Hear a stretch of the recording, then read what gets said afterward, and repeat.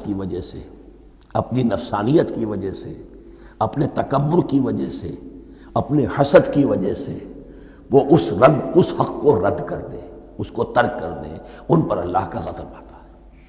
اور اس میں اس کی بہت بڑی مثال تاریخ کے اعتبار سے یہودی ہیں۔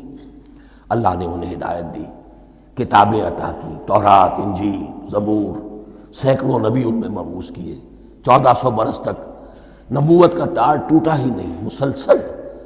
ابتدا میں بھی 2 نبی، موسیٰ اور ہارون، اور اختتام پر بھی 2 نبی، عیسیٰ اور یحییٰ علیہ السلام، اور ان کے مابین کوئی لمحہ نہیں آیا ہے تاریخ بنی اسرائیل میں جبکہ کوئی نہ کوئی نبی موجود نہ ہو۔ لیکن انہوں نے اپنی شرارت نفس کی وجہ سے ہدایت تورات سے بھی منہ موڑا، اور پھر سب سے بڑی بات یہ کہ ہدایت محمدی سے، ہدایت قرآنی سے بھی صلی اللہ علیہ وسلم منہ موڑا۔ وہ ہے مغضوب علیہم ولا الضالین، اور نہ ہی گمراہ ہوئے۔ یہ لفظ جو آتا ہے عربی زبان میں گمراہ کا بھی ہے اور تلاش حق میں بھٹکنے والے کا بھی ہے۔ ایک وہ شخص ہے جس پر حق ابھی واضح نہیں ہوا، وہ تلاش میں ہے، اس کے لیے بھی ضال کا لفظ آئے گا۔ اسی طرح کوئی شخص کسی کے عشق اور محبت میں ایسا ہو جائے، دیوانہ ہو جائے، اس کو بھی ضال کہتے ہیں، یعنی اس کے اوپر جذبات کا اتنا غلبہ ہو گیا ہے کسی کی محبت اور عشق کی بنا پر۔ تو حضور کے لیے یہ لفظ آیا ہے وَوَجَدَكَ ضَالًّا فَهَدَىٰ، اور یہ تو سورۃ الضحیٰ ہے، اکثر بیشتر لوگوں کو یاد ہوگی۔ تو یہ جو ضال کا لفظ ہے اس میں سمجھ لیجئے ضروری نہیں ہے کہ وہ گمراہ ہو، بلکہ وہ بھی کہ جو ابھی راہ ہدایت کی طلب میں اس کے حصول کے لیے اس کی تلاش میں کوشاں ہیں، اور وہ بھی کہ جو کسی مغالطے کی وجہ سے حق سے منحرف ہو جائے۔ یہ بھی جان لیجئے کہ ایک ہے بدنیتی، تکبر، حسد، حق کو جان کر پہچان کر رد کر دینا یا چھوڑ دینا یا ترک کر دینا۔ ایک ہے کسی غلطی میں، کسی جذبات کے اندر آ کر، کسی غلو کے اندر مبتلا ہو کر اور حق سے منحرف ہو جانا۔ اس کی جو سب سے بڑی مثال ہے وہ نصارہ ہے، عیسائی ہے۔ حضرت مسیح کو انہوں نے مانا لیکن غلو کیا۔ یہ لفظ آئے گا آگے، لا تغلو فی دینکم، اپنے دین میں غلو نہ کرو۔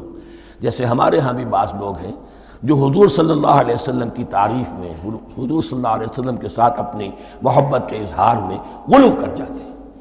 یہ انتہا درجے کو ہو گیا تھا حضرت مسیح علیہ السلام کے ماننے والوں میں، اور اس کی بنا پر انہوں نے تثلیث کا عقیدہ ایجاد کر لیا اور حضرت مسیح علیہ السلام کو اللہ کا بیٹا بنا دیا۔ تو اس کی سب سے بڑی مثال ضالین کی اس اعتبار سے کہ ہدایت پانے کے بعد کسی بدنیتی سے نہیں بلکہ کسی اچھے جذبے میں غلو کی وجہ سے، رسول سے محبت کرنا تو اچھا جذبہ ہے لیکن یہ محبت بھی ایک حد میں رہنی چاہیے۔ غلو کرے گی تو ظاہر بات ہے کہ اس کے بعد وہ گمراہی کی طرف لے جائے گی۔ تو یہ ہے اس سورہ مبارکہ کا ترجمہ، اور اس کے بعد آخر میں آمین کہنا یہ مسنون بھی ہے، کہنا چاہیے۔ البتہ اختلاف یہاں بھی صرف اتنا ہے کہ نماز میں جب آپ امام کے ساتھ ہیں، وہ اگر جہری قرات کر رہا ہے تو آیا اس کے بعد آپ کو بھی بالجہر کہنا ہے آمین یا نہیں کہنا، یہ اختلاف ہے، ان میں کوئی فرق واقع نہیں ہوتا۔ یہ چیز متفق علیہ کہ کہنا ہے آمین، بلکہ یہ آمین تو یہودیوں میں ہے، یہ آمین جو ہے یہ عیسائیوں میں بھی ہے۔ ان کی بھی جو لارڈس پریئر ہے اس کے بعد آمین، وہ آمین کہتے ہیں، وہ فرق، وہ لفظ ایک ہی ہے، اس لیے کہ عبرانی زبان اور عربی زبان، یا تو ہم یہ کہہ سکتے ہیں کہ دونوں بہنیں ہیں، کوئی ایک مشترک زبان تھی ان کی ماں جس کی یہ 2 بیٹیاں ہیں، اور یا یہ کہنا پڑے گا کہ عربی زبان کی ماں جو ہے وہ عبرانی زبان ہے۔ بہرحال بڑا قریبی رشتہ عربی کا اور عبرانی کا ہے، اس اعتبار سے وہ آمین۔ اب آپ کو معلوم ہے ہم السلام علیکم وہ کہتے ہیں، وہ سلام کہتے ہیں، فرق کیا ہے؟ وہ تو تلفظ کا فرق ہے۔ اسی طریقے سے اور بہت سے الفاظ ہیں، میں بعد میں بتا۔ اب میں اس سورہ مبارکہ کے بارے میں خاص حدیث آپ کو سنانا چاہتا ہوں، اور اسی سے در حقیقت جو امام ابو حنیفہ کا موقف ہے رحمۃ اللہ علیہ، اس کی حقانیت مزید مبرہن ہو جائے گی۔ یعنی کیا کہ آیت بسم اللہ سورہ فاتحہ کا جز نہیں ہے۔ سورہ فاتحہ الحمدللہ رب العالمین سے شروع ہوتی ہے۔ وہ میں آپ کو بتانا بھول گیا کہ جن کے نزدیک یہ سورت کا جز ہے وہ پھر جہری قرات میں بسم اللہ الرحمن بھی بلند آواز سے کہیں گے، اور جن کے نزدیک یہ سورہ فاتحہ کا جز نہیں ہے وہ نہیں کہیں گے، وہ الحمدللہ رب العالمین سے قرات کریں گے۔ تو کوئی فرق نہیں ہے بنیادی۔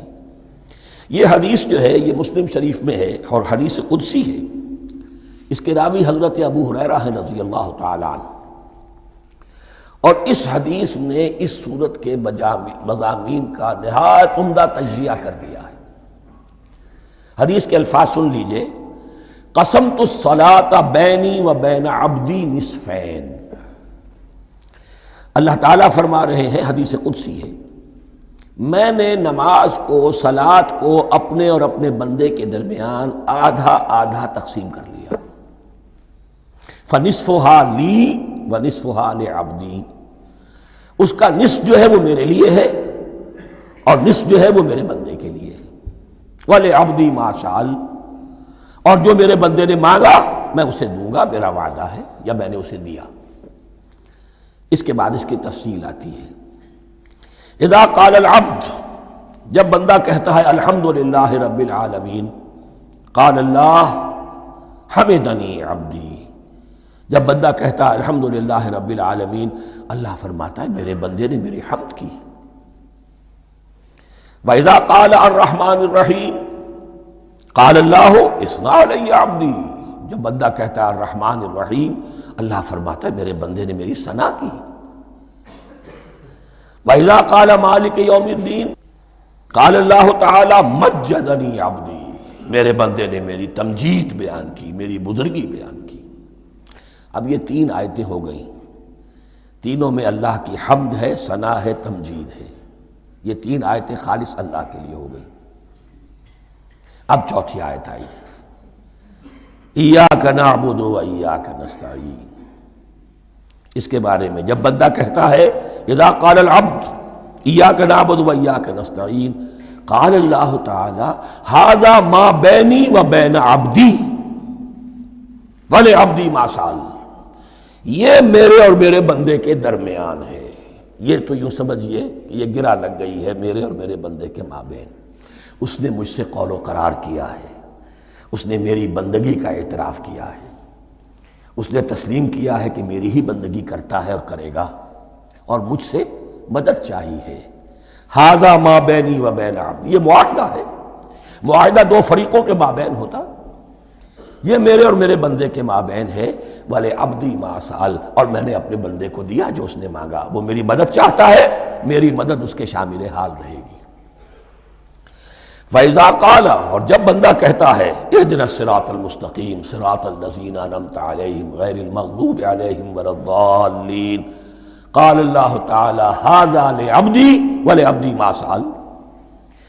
یہ تین آیتیں یہ میرے بندے کے لیے. اهْدِنَا الصِّرَاطَ الْمُسْتَقِيمَ، اسی صراط مستقیم کی وضاحت ہے مثبت. صراط الذین انعمت علیہم، اسی صراط المستقیم کی وضاحت ہے منفی انداز میں، غیر المغضوب علیہم ولا الضالین. یہ سب میرے بندے کے لیے ہے اور میں نے اپنے بندے کو دیا جو اس نے مانگا. اس کو میں نے ایک مرتبہ یہ ترازو کی شکل میں اس کو لکھوایا تھا. دیکھیے یہ ایاک نعبد و ایاک نستعین، یہ ہے وہ ترازی کی وہ ڈنڈ. واو جو ہے ایاک نعبد و ایاک نستعین، واو جو ہے گویا کہ وہ مٹھ ہے جس سے کہ ترازو کو پکڑا جاتا ہے. ادھر ایک پلڑا ہے جس کی تین آیتیں ہیں، الحمدللہ رب العالمین الرحمن الرحیم مالک یوم الدین. اس کا نتیجہ کیا نکلا؟ ایاک نعبد. آپ نے شاید یہ سنا بھی ہو، ایک بہت ہی عمدہ قرات کا جو ریکارڈ ہے قاری عبدالباسط عبدالصمد کا، وہ یہیں سے چل کر سورہ فاتحہ کی قرات کر کے ایاک نعبد پر آ کر رکتا ہے. الحمدللہ رب العالمین الرحمن الرحیم مالک یوم الدین ایاک نعبد. گویا کہ یہاں یہ صورت بالکل ہاف ہو گئی ہے. تین آیتوں میں اللہ کی حمد ہے، ثنا ہے، تمجید ہے، جس کا نتیجہ ہم تیری ہی بندگی کرتے ہیں، تیری ہی اطاعت کریں گے. لیکن اب اس کے بعد سوال ایاک نستعین، اسی کی جو استعانت کیا درکار ہے ہمیں؟ ہدایت. ہدایت سب سے بڑی استعانت ہے، ہدایت ہی تو سب سے بڑی مدد ہے. اہدنا الصراط المستقیم صراط الذین انعمت علیہم غیر المغضوب علیہم ولا الضالین. یہ ایاک نستعین کے حکم کے ساتھ یہ تین آیتیں آ گئیں. اہدنا الصراط المستقیم صراط الذین انعمت علیہم غیر المغضوب علیہم ولا الضالین. قسمت الصلاة بینی و بین عبدی نصفین فنصفها لی ونصفها لعبدی ولعبدی ما سأل۔ اللہ تعالیٰ اس سورہ فاتحہ کا جو اصل مفہوم ہے وہ بھی ہمارے ذہنوں پر، ہمارے شعور کی سطح پر اسے اجاگر کیے رکھے، ہمیں توفیق دے کہ جب بھی پڑھیں، جب بھی سنیں تو وہ کیفیت اگر ہو جائے، اس لیے کہ ایک حدیث ہے کہ الصلاۃ معراج المومنین، نماز تو اہل ایمان کے حق میں معراج کے درجے میں ہے۔ اس حوالے سے ہم یہ سمجھ سکتے ہیں کہ کوئی وقت ایسا آ سکتا ہے کہ انسان کو واقعتاً، روح انسانی واقعتاً اللہ کے یہ جواب سنے۔ انہونی بات نہیں ہے، ہوتا ہے خطاب آخر، اٹھتا ہے حجاب آخر، کرتے ہیں خطاب آخر، یہ تو ہوتا ہے۔ مخاطبہ الہی، یہ تو میں نے عرض کیا کہ ثابت ہے، مخاطبہ، محادثہ اور تحدیث، اللہ بندوں سے کلام کرتا ہے۔ اب آئیے بسم اللہ الرحمن الرحیم، اب یہ سورہ بقرہ شروع ہو رہی ہے۔ سورۃ البقرہ جو 286 آیات پر مشتمل ہے، تقریباً 2.5 پاروں پر پھیلی ہوئی ہے۔ ہر شخص جانتا ہے کہ یہ قرآن حکیم کی حجم کے اعتبار سے سب سے بڑی سورت ہے، لیکن یہ معاملہ صرف حجم کا نہیں ہے۔ نبی اکرم صلی اللہ علیہ وسلم نے اسے سنام القرآن قرار دیا ہے۔ آپ نے فرمایا لکل شیء سنام، ہر چیز کی ایک چوٹی ہوتی ہے، جیسے اونٹ کا کوہان ہوتا ہے۔ وسنام القرآن البقرہ، سنام القرآن، قرآن کی چوٹی جو ہے وہ سورۃ البقرہ ہے۔ یہ نوٹ کر لیجئے جو میں نے کل آپ کو جو مختلف مکی اور مدنی صورتوں کے گروپوں کے بارے میں بتایا تھا کہ یہاں سے اب پہلی منزل بھی شروع ہو رہی ہے اور پہلا گروپ بھی شروع ہو رہا ہے، اور اس کے ساتھ جو اگلی صورت آئے گی وہ اس کا جوڑا ہے، سورہ آل عمران، جس کی سب سے نمایاں علامت یہ نوٹ کیجئے، یہ بھی الف لام میم سے شروع ہوئی، اگلی بھی الف لام میم سے شروع ہوگی۔ اس کے بعد 2 صورتیں مدنی اور ہیں، لیکن ان دونوں میں نہ حروف مقطعات ہے، نہ کوئی اور تمہیدی کلام ہے، براہ راست خطاب۔ سورہ نساء میں یا ایھا الناس اور سورہ مائدہ میں یا ایھا الذین آمنوا، کوئی تمہیدی بات نہیں، کوئی حروف مقطعات نہیں، براہ راست خطاب۔ وہ ایک جوڑا ہے سورہ نساء اور سورہ مائدہ، اور یہ ایک جوڑا ہے سورہ بقرہ اور سورہ آل عمران۔ سورہ بقرہ اور سورہ آل عمران کو نبی اکرم صلی اللہ علیہ وسلم نے الزہراوین بھی قرار دیا ہے۔ زہرا کہتے ہیں بڑی روشن چیز کو، یہ حضرت فاطمہ رضی اللہ تعالی عنہ کے نام کے ساتھ آتا ہے، فاطمۃ الزہراء، تو زہرا بہت روشن، دمکتی ہوئی شے۔ الزہراوین، یہ 2 نہایت دمکتی ہوئی صورتیں ہیں جو قیامت کے دن 2 بدلیوں کی شکل میں ظاہر ہوں گی، حضور نے فرمایا، اور جو لوگ ان صورتوں سے محبت کرتے تھے ان پر سایہ کریں گی۔ اللہم ربنا اجعلنا منہم، ہمیں اللہ تعالیٰ ان میں شامل فرما دے۔ اس سورہ مبارکہ کو 2 حصوں میں تقسیم سمجھیے۔ ویسے تو یہ کہ رکوع آئیں گے، پارے بھی بدلیں گے اس میں، لیکن حصے 2 ہیں۔ پہلے حصے میں اصل روح سخن سابقہ امت مسلمہ سے ہے، یہود سے، بنی اسرائیل سے۔ دوسرے حصے میں اصل خطاب موجودہ امت